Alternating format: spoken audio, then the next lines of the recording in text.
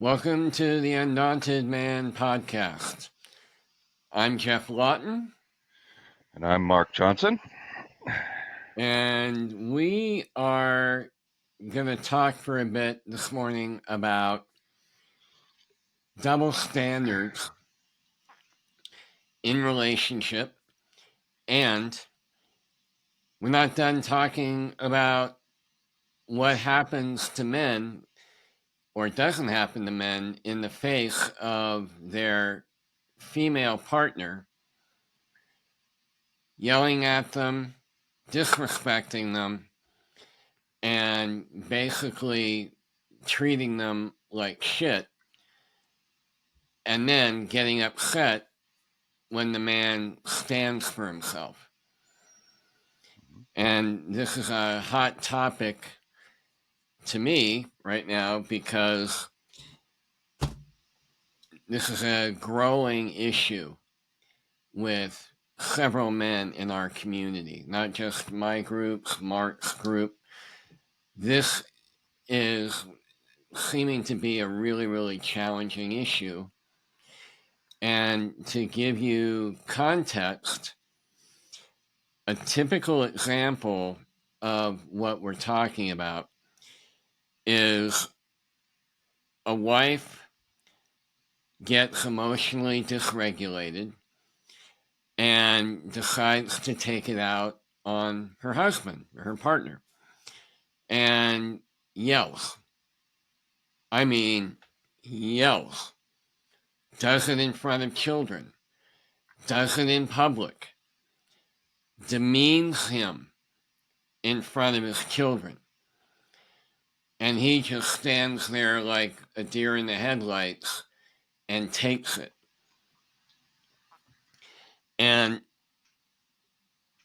there was an example recently that I noticed created a big emotional reaction in me, which was hearing somebody share about their partner complaining that he doesn't do enough. He's not making enough money. He's not doing enough around the house, etc., in a pretty overtly shaming way. And this is a man who, like a lot of men Mark and I know and work with, including ourselves, this guy works his ass off. He's got a full-time job and he's doing 2 side gigs to be able to make more money, which his partner is more than happy to spend and overspend. And she asks him, what do you do? I homeschool the kids. I take care of the laundry. I cook. What do you do? Now, if you're a dude watching this and you've ever heard anything like that, we'd love to know how you've handled that or haven't. But it illustrates a topic that, Mark and I will probably get even more gray hair before we're done talking about it, which is partners, but women in this case, not taking responsibility for their own fucking emotional regulation and their life and how they're experiencing their life. And this holds true for us. If I'm miserable and I'm blaming my wife for my miserable life, well, fuck me. That's equally bullshit, is what I'm talking about, that so many of our guys are wrestling with. And before Mark and I started recording, I was sharing about a man asking, am I an asshole because I'd like my wife to work out? Now, there's a bit of it that is literally appearance oriented. But what he's really talking about is, and this is a man who not only works hard professionally, but he works out and he takes care of his own body. And he's in one of our groups, so he's taking care of his mind and his heart. And his partner isn't doing any of that. So for him, the issue is, I want my partner to care enough about herself and her well-being, mental, physical, emotional well-being, to put effort into it. And what happens is he's been the, what's the term, the backstop, like in a batting cage, for her frustration with herself, because she can't get herself to do what she hasn't been willing to get herself to do what she needs to do to be happier, to be at peace with herself, to be comfortable in her body. He's just a stand for, I want you to do the work to be good with you. And it isn't just that he might like her to be a little lighter or whatever. So this is a topic that when you get blowback like that from your partner, where they're throwing all their responsibility onto you, what do you do? And when you have children, what are you modeling to your children when you let your partner, and I'm not hedging or being politically correct right now, honest to God, I'd be saying the same thing to a man if he was yelling at his woman in front of their children. The idea that your job as my husband or partner is to take whatever I'm dishing out, to be responsible for what I won't be, is absurd, and it sets a horrible example. So, open discussion. What do you do in that kind of a situation? And I'll kick it off with, you really have to look at, why are you so afraid of your woman and her temper and her outbursts? Afraid.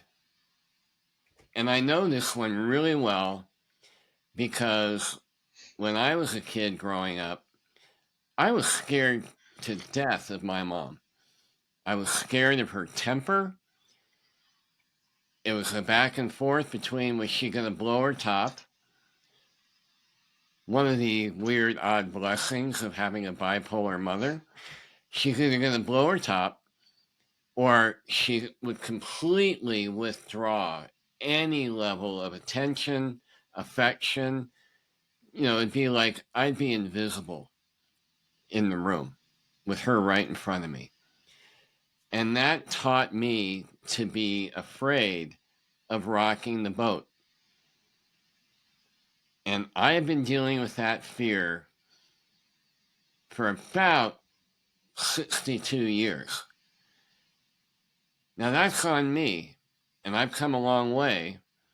I would never tolerate what these men are tolerating. And I'm blessed that I have a wife who wouldn't think about talking to me like that, who acknowledges me on a regular basis. I am so grateful for everything you do for our family. I'm so grateful for how you have taken care of me for 43 years. But if you don't have a wife like that, and instead you've got basically a 13-year-old disguised as a grown-up, you got to do something. You can't change her, but you got to look at when that energy is coming at you, why do you get so afraid? And tackle that. Get to the source of the fear. Get back to taking responsibility for your own emotional regulation. And Mark and I have talked, I think in the last week's episode, we talked about you need a spine and you need balls. You need the spine part is knowing who you are, knowing the respect you deserve, and standing for it and not taking disrespect. And the balls part is courage. Even if you want to shit your pants in the face of that energy, the courage to not bend and hold the line, express the boundary, and be willing to walk away from that conversation if she refuses to do it or comes after you. There are a lot of women that get back here, come back. You need to listen to me. Bullshit. Okay, I've got a charge about this. Let's keep discussing. What are your thoughts, Mark? I was fully prepared to sit here for another 10 minutes and call it a day. Well, it's, we deal with this all the time in relationship, and we deal with it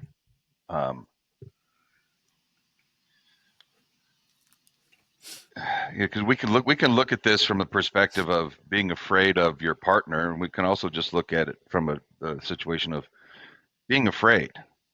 Right. I mean, the first thing that we do, and for those that don't know of our what we're about, like at the foundational level, if you go to our website, you'll see that we are pro-human, pro-social, spiritually grounded leadership and mastery coaching for men, and that's what we do.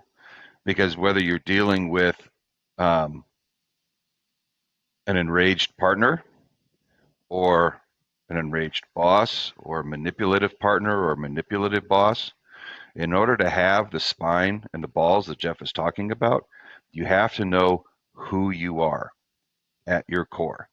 And who you are doesn't reside in your thinking mind. It doesn't reside in your emotional heart. It's in the spiritual part of you, however you define that for yourself, that is the source of those two things. And staying grounded in that spot will allow you to stand in the face of the hurricane regardless of where the hurricane is coming from. Because as we talked about last week, there is no reason to accept and tolerate abusive behavior. There's none. Absolutely none.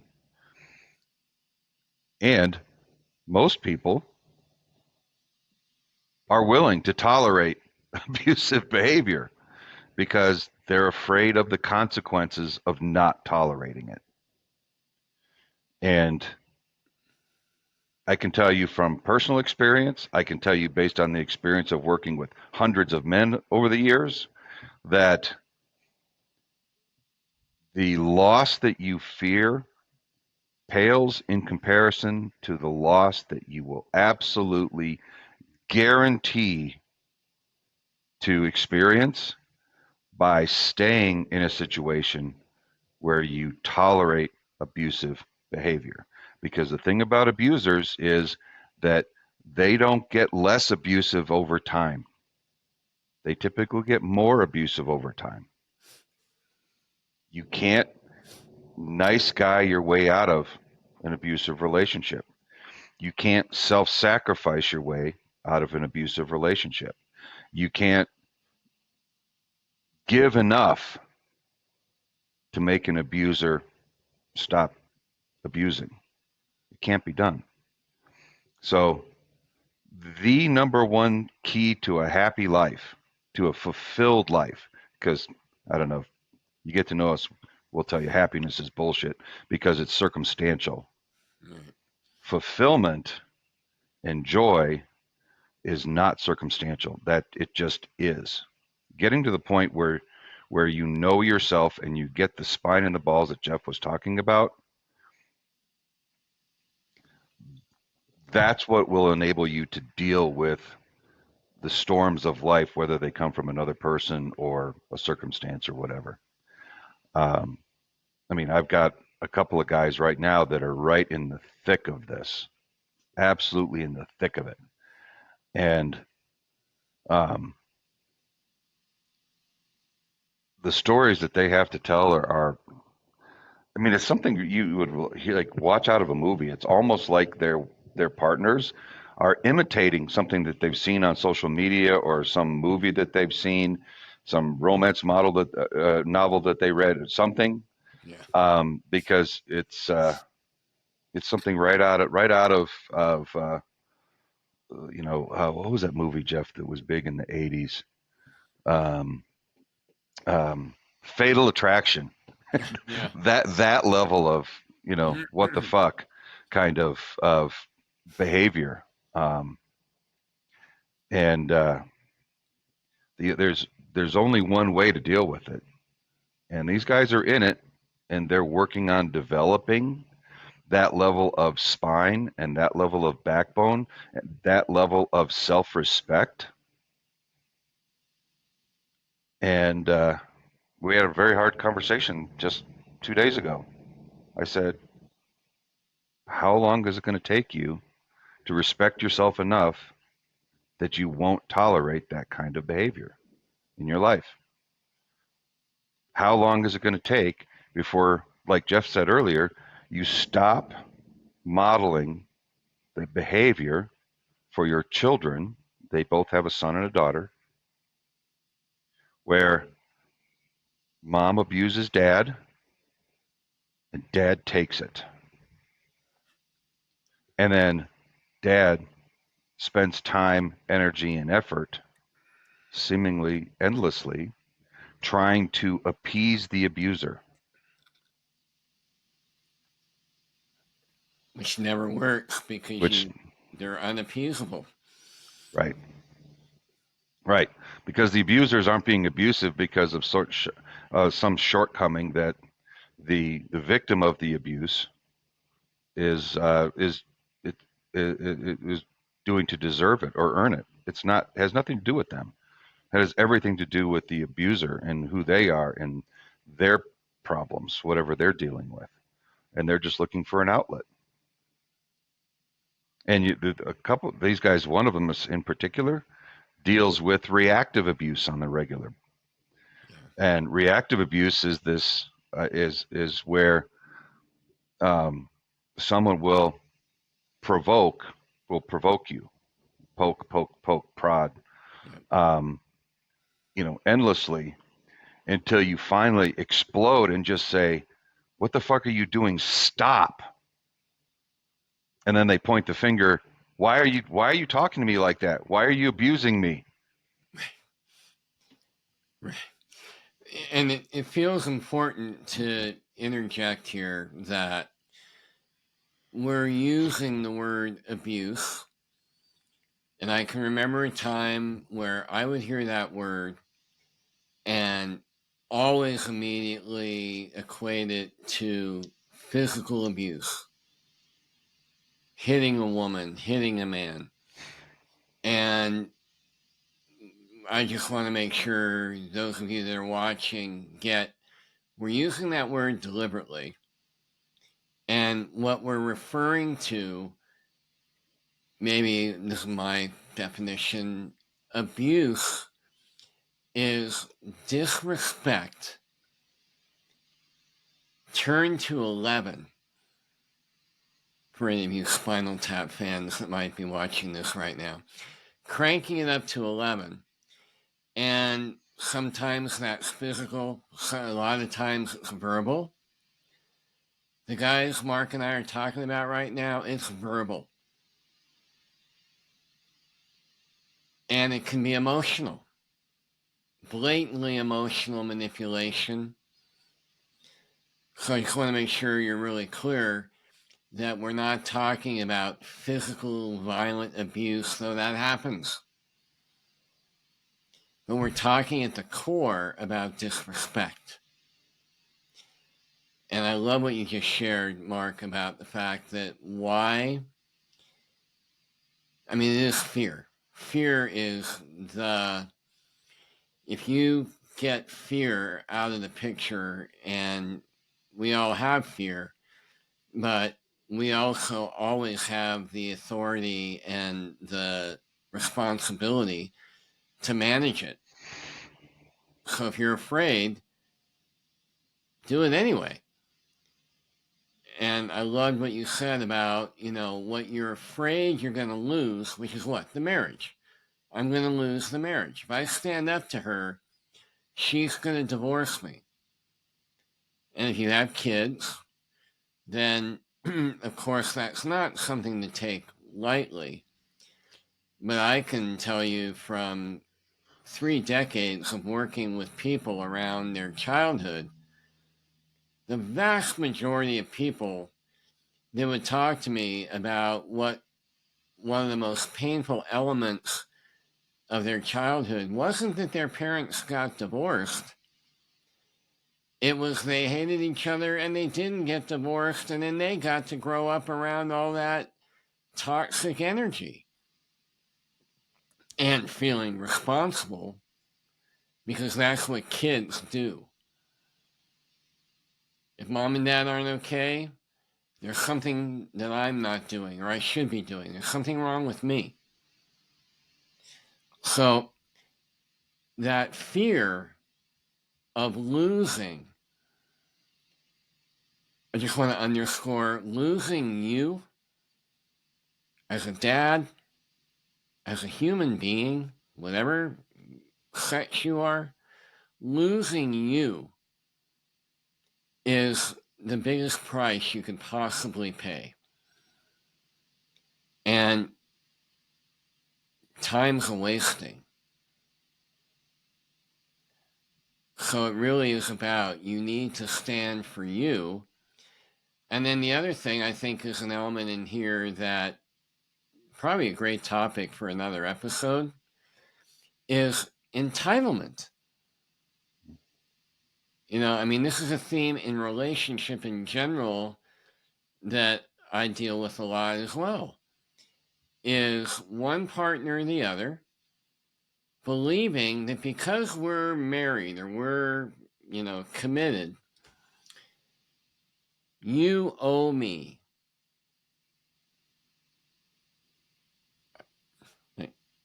That's total what the fuckville. No, you don't owe your partner anything in an entitled way. And the man I was talking about earlier, his partner believes that he owes her taking care of her by making all the money, bowing down and letting her treat him like shit when she does, take care of the kids. I'm entitled to this because I'm the wife. I don't believe anyone's entitled to that. Again, male or female. We're not entitled to have somebody, even our spouse, handle our own responsibilities. I'm in a marriage because we love contributing to each other. We're a team. Somebody's down for the count, the other one's got to stand up and take up the slack. Because when you really truly love your partner and yourself, it's a no thing to go, okay, here's what the situation calls for. Yeah, I'm exhausted. Yep, I put in, a 12-hour day, but this is what I need to do, and stop fucking whining about it. That's called being a grown-up, folks.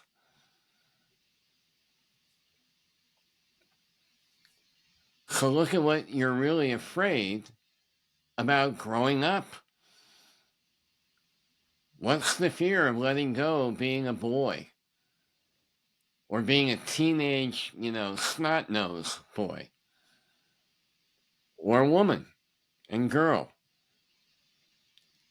What are you afraid of? And face it head on like the alien. Because that's your only path back to self-respect and freedom, because you are not free when you can't even respect yourself. Amen. So, if this has annoyed the shit out of you, or if you have felt your butt pucker up during this conversation, I would respectfully suggest that you should like our channel, subscribe to our channel if you haven't already, and go to theundauntedman.com and look at the myriad of options that are available to you to be able to reclaim who you are, reclaim your comfort in your own skin, reclaim your personal power, and reclaim your innate talents and those that you can learn from being in one of our groups or coaching with us to be the most powerful, authentic, content, joyful, fulfilled man that you can possibly be. We got options. Go check it out. Thank you for watching.